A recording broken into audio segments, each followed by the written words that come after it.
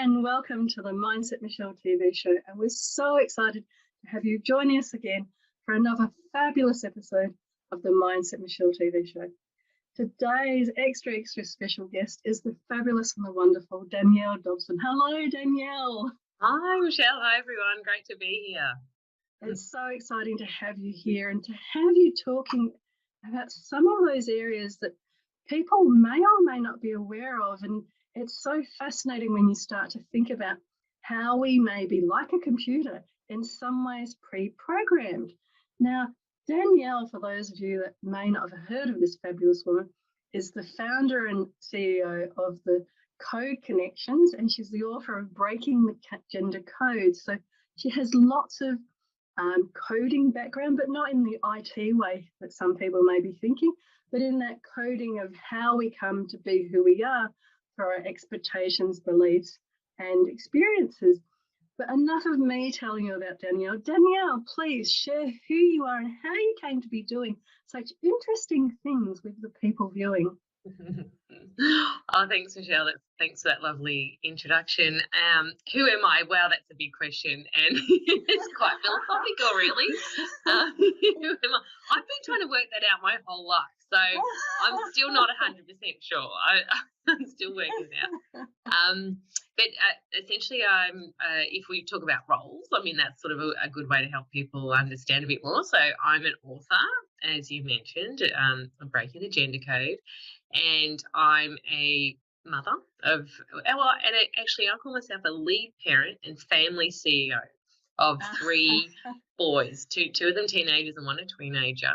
And also I'm a coach, an advisor, a speaker, a facilitator, but also I'm a community contributor.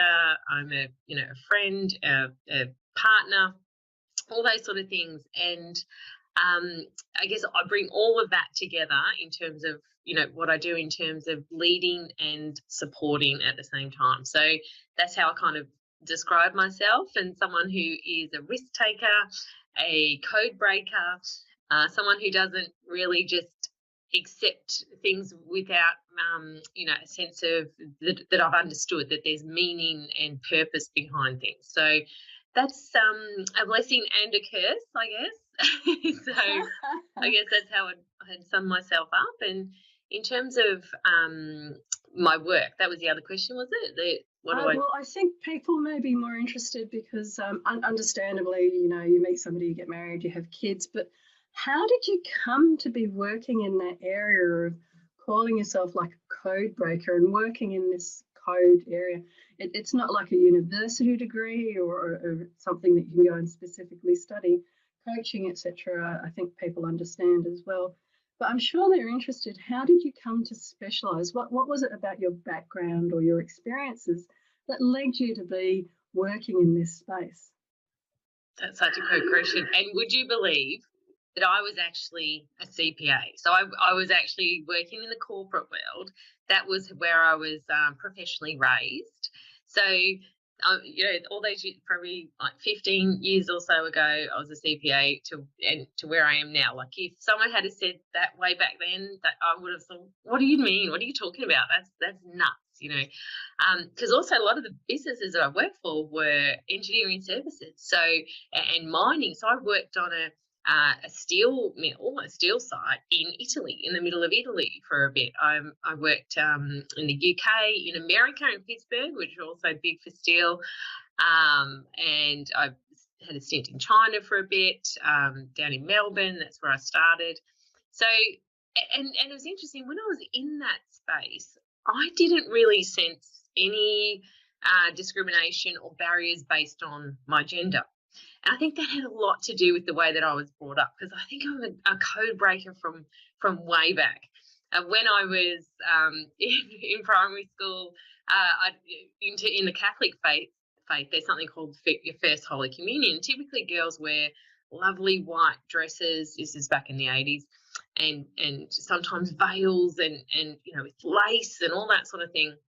And to me, it just didn't make sense. It wasn't what I normally wore, because I was always outside kicking the footy with my brothers, AFL football, or playing cricket or riding bikes, but it just doesn't make sense. So if you look at the photo of everyone gathered of our year level, I was the one with the short hair, a blue dress with white polka dot, and blue suede shoes. I knew I liked you for some reason. You're reminding me of my own.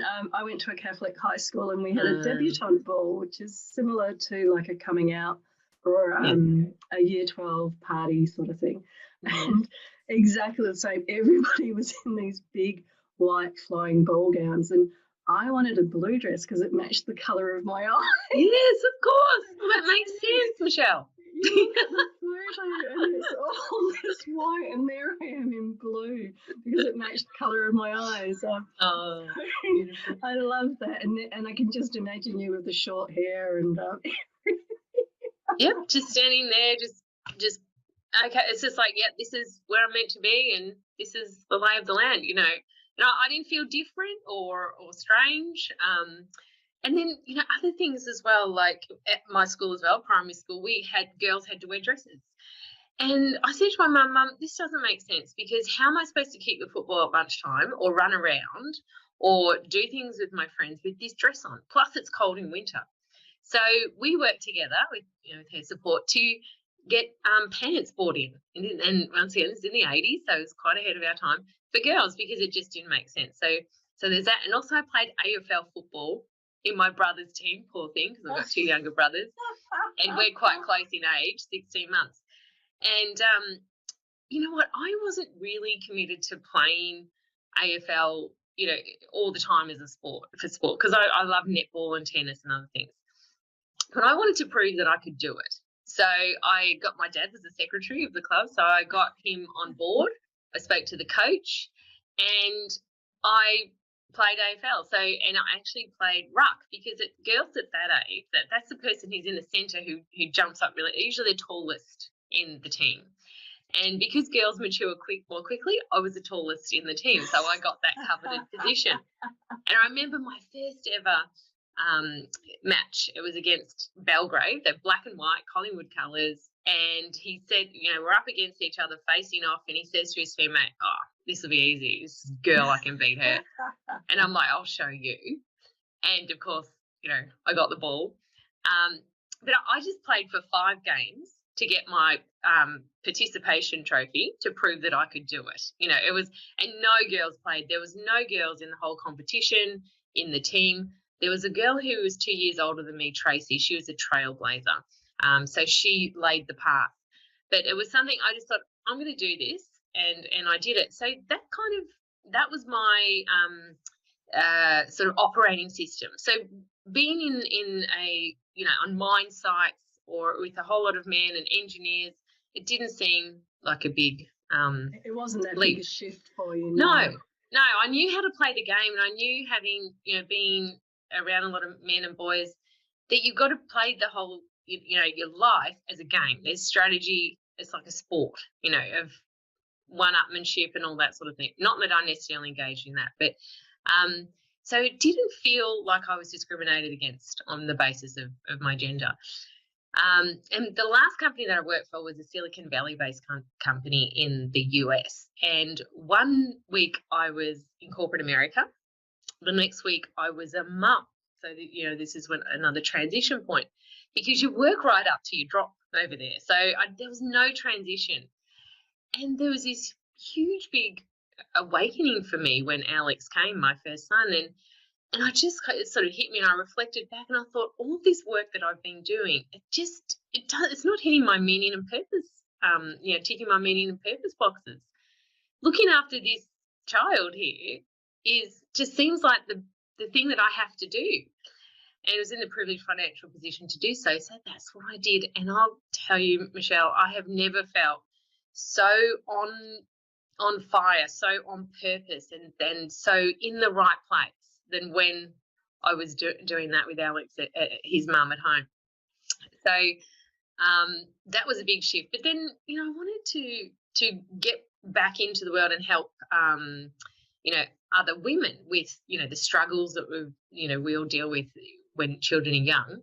So always been in fitness and health. I thought, why don't I become a personal trainer? So I trained as a personal trainer. I've done Cert 3 and 4 in personal training, set up my little business, DNA Energize, outdoor fitness, and I specialise with women with pelvic floor weaknesses, and women who've just had babies.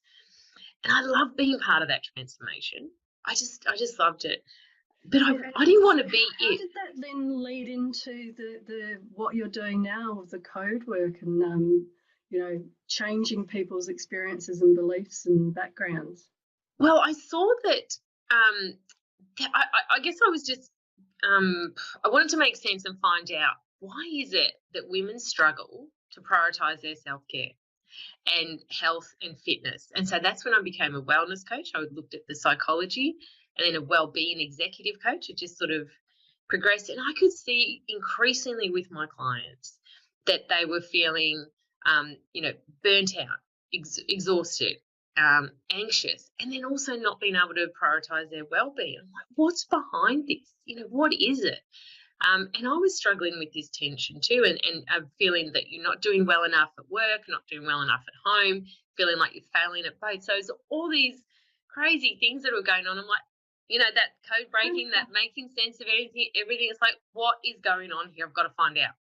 So that's when I started interviewing women who are leading at work and leading at home as lead parents and men in senior roles, CEOs, CFOs, entrepreneurs, politicians, journalists. And that's coaches. How you came to be doing what you're doing now, which is absolutely fascinating. And I'm sure, we could talk for quite a lot longer about that, but I'm keen out of all of that to really understand with, the AFL, or I had images of Flashdance when you talked about Pittsburgh, the industrial scene, all the way through to mine sites and CPA and Silicon Valley. And then, of course, the fabulous having children and finding another really deep purpose of life. But out of all that, if you were to say and share with people what it is that success means to you, with that very deep and passionate background that you so beautifully shared with us, what do you think then success means? And this is such a brilliant question, because this is exactly what I work on with my clients, and I have done for some time. So success looks and feels differently for all of us, right? So for yourself, so not so much about what you're doing with your clients, but for you, when you get up in the morning or when you look back on your life, what does success mean for you? Well, it's a sense of fulfillment. So, and I think it was Aristotle, it was before Aristotle, but this sense of this eudaimonia, I think that's how you pronounce it. So this sense of living a virtuous life. So living in accordance with your values and what's most important to you.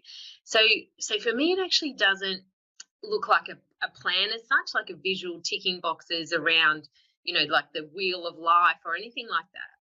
It's that everything that I'm doing in my day is meaningful and purposeful and important to me, because I use that as an internal compass to make decisions, about how I use my energy and time, and it's sort of like a guiding compass. So when I'm on purpose with that, when I'm doing, listening to that internal compass, I feel fulfilled, and that feels like success. Fabulous. And that's such a beautiful way of explaining it and encapsulating it.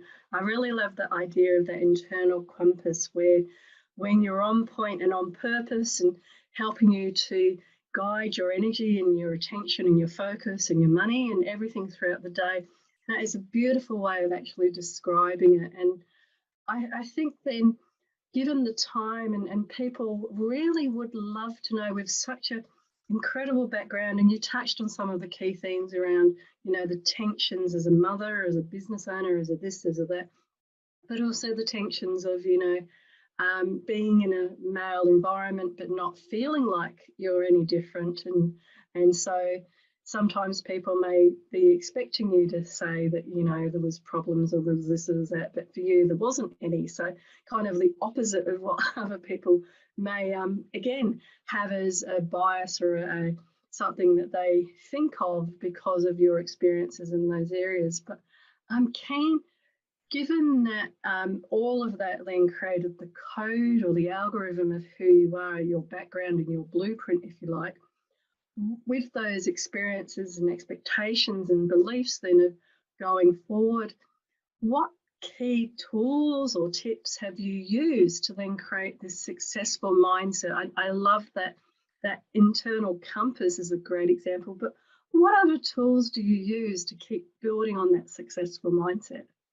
Great question. And I just need to clarify one thing around that, because I know the whole story is huge, but everything turned for me when I listen to other people, so their suffering. So listening to the stories of discrimination, power imbalances, poor treatment, unequal distribution of labour professionally and personally.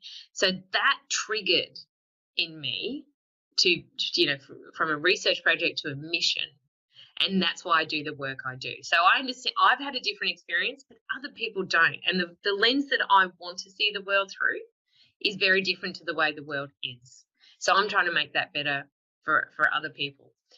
And in terms of the tools, so I think it's interesting. It's been building over a lifetime, and I've been thinking about it recently a lot. And I think because I've been so self-reliant my whole life and independent, I rely on me. I'm the buck stops with me. So I've got to invest in myself, and I think one of the biggest things is that we can all do, and what's worked for me is self-compassion. So I feel like I have a lot of self-compassion. So I don't have an inner critic. It's usually external critics. There's two people in particular who I will not name, and it's stuff that they've said that goes off in my head. But I have an inner coach. So I think it's like if I tear myself down, who else is there that's going to help me? So it's that, self-compassion, building that, self-compassion muscle. I think that allows you to be truly and authentically compassionate with others. So I think it's that self-compassion. Another one is... Just before you go on, I think that self-compassion, I really agree with that as a very important tool. And whether it's external things like a pandemic or this or that or a flood or fire, especially being based in Australia, we have lots of natural kind of elements that we're dealing with, and having that compassion for that sense of overwhelm that I'm sure many of your clients are feeling at the moment as well, whether it's a war overseas or a this or that sense of overwhelm with, is there going to be a normal? What can I control? What can't I control? And many of those elements around that self-compassion are many times things are just out of your control. And so it's just letting go. And I love that serenity prayer of, changing the things you can, and letting go of the things you can't. And then the compassion to know the difference, because that very much, especially when there's so much external like you're describing, you can't necessarily do anything about that. And those inner voices, aren't they amazing? Love the way you talk about the inner coaches, dealing with the inner critics. Yes. So that's Absolutely. a really good tool and a really good way of explaining how people can create that, especially that inner dialogue and that inner mindset around it. And what other fabulous tools would you suggest? Well, leading on from what you've just said, actually, Michele, I think one of the biggest things is acceptance. So you've actually said that there about what you can control and what you can't control. And I think it's the big things, and then it's the little things. It's like the little things, accepting what, our current context, who we are, and just, those little environmental niggles that we don't really like, accepting those, and that builds our acceptance muscles for these big things. And I guess I sort of think about that in the sense that, when I speak to people and they say, no, we don't just accept it. Acceptance doesn't mean approval, right? But what acceptance means is that you can focus your energy and attention on dealing with what is, rather than fighting it. So anytime we're kind of fighting something mentally, emotionally, physically, we're using up energy. And it's energy that we could be redirecting to dealing with what we have, so our current context, and looking at the resources we do have that we can use. So I think that acceptance is a key.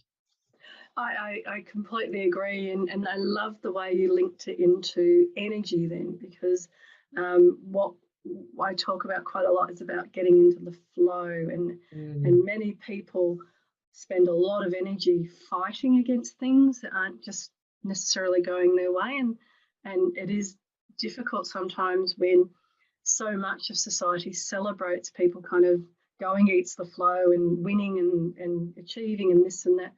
But I think it's recognizing those battles, when to mm, accept and when not to accept, like I was saying, but also then being very aware of the amount of energy that you're placing into those different battles, and whether that energy that serves you, like you were saying with that internal compass, whether that energy serves you staying on true to your purpose, whether that's raising children, running a business, working in an office or for a large organisation. And also, you reminded me when you were speaking then about going with the flow. You described it so beautifully about the process you went through before this interview today of dropping off your son and having that conversation around, well, I have these other commitments and it's pouring with rain. So, there was all of these kind of external environmental factors in amongst the fact that your son needed to get to school and all of that. And going with that flow and negotiating along the way, I think that that's where that acceptance and the energy management is really important, to recognize that life very much is this ongoing negotiation to keep yeah. you in the flow and help you to deal with what comes up. Because I've been reading a lot about stress recently, and especially mental health around stress and anxiety. And one of the fascinating things is it talks about a normal level of stress and these everyday issues. And I think that as we're talking about acceptance and the inner compass and many of the other beautiful things that we're sharing, it's also very important to recognize that sometimes your compass is working and sometimes it's not working. And that comes back to that beautiful compassion that you were talking about. And it's more for when it's not working to not beat yourself up, but to get back into the flow again. Absolutely. Wonderful. And I think with the code, how do you actually work with clients then to see? Because I know that one of the key things about building a successful mindset is developing that awareness around what you are and you're not doing, whether you're being kind or compassionate to yourself, whether you're on purpose or doing somebody else's purpose, which Mm-hmm. can happen a lot for people Mm-hmm. working in organisations. Your days are kind of full of what the organisation wants or what the family wants or what friends and outside colleagues want. And it can be hard then to come back to, well, what do I want to achieve and where should I put my energy? So how do you help people then to kind of reprogram, and what tips would you have around reprogramming that? Great question. And I guess if we start at the starting point, this is kind of where I start, is that we are nature, nurture, and neuroplasticity. So, and that's something that Dr. Sarah Mackay shared with me when I interviewed her. She's a neuroscientist. So if we sort of think of those three elements, so we are who, we're nature. We are who we are. And part of this whole thing is understanding who we are and building that self-knowledge data bank. So understand who we are. It's a lifelong process. We keep learning.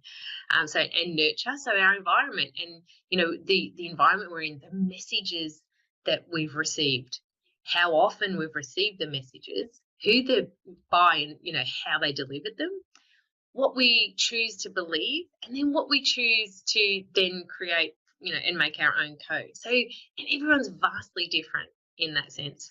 And then there's neuroplasticity, which means that we can change things. And this was highlighted through a conversation with my then 12-year-old son when I was doing all of this research. And I said, we were just talking, I said, what do you love about coding club? Like an after school club. And he's the middle child. And he said to me, well, Mum, I'm the worker person in the family. My big brother bosses me around. But when you're in coding, it doesn't boss you around. So you can get to do whatever you want with it. So I'm in charge and I can make anything I want when I make my own code. And I thought, oh my God, that's so true. And then he went on to say that you've got to know how coding works. So that's understanding yourself, and that because before he couldn't read it and understand it. If he saw something, he just didn't know what it meant. But once he learnt it and he understood it, then he knew what it meant.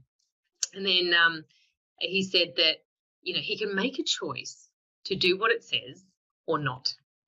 And then he can delete parts of the code that don't make sense to him. And then he said that not all code's been created yet, so that we can try new things that haven't been tried and create them. And that conversation, that was before I wrote my book. That I had all this research in the transcripts. I had all of this, research that I'd done, because I said to him, you know what, it's like this coding. It's like a gender code that we've all been, following along for millennia.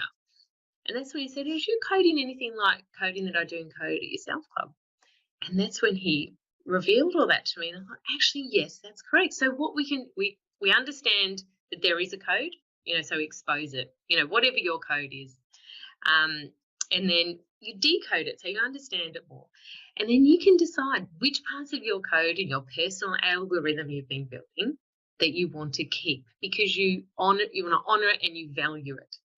And then what parts you want to delete because it's not serving you anymore.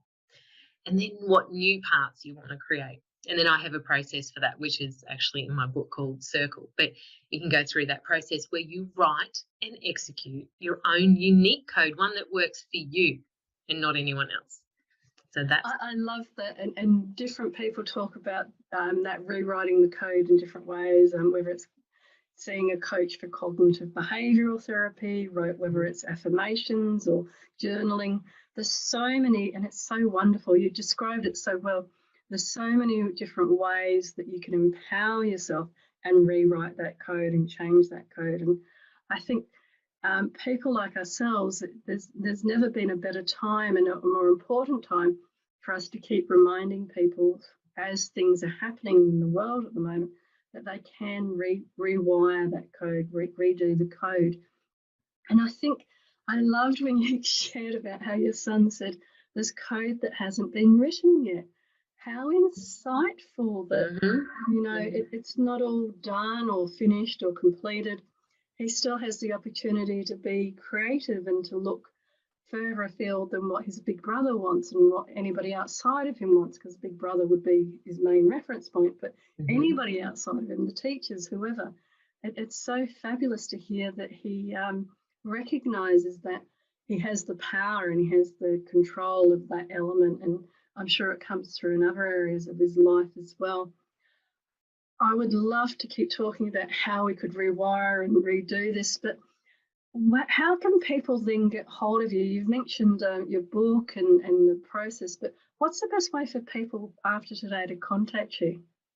I think the absolute best way, Michele, is LinkedIn. I'm quite active on LinkedIn. So it's Danielle Dobson on LinkedIn. And then also there's my website, codeconversations.com.au, and that has everything on there, all the work I do, plus a link to the book and speaking and all of those sort of things. So, yeah. Fabulous. And I'll just point out for those listening, Danielle's got 2 L's in it when you're looking at the lovely Danielle on LinkedIn.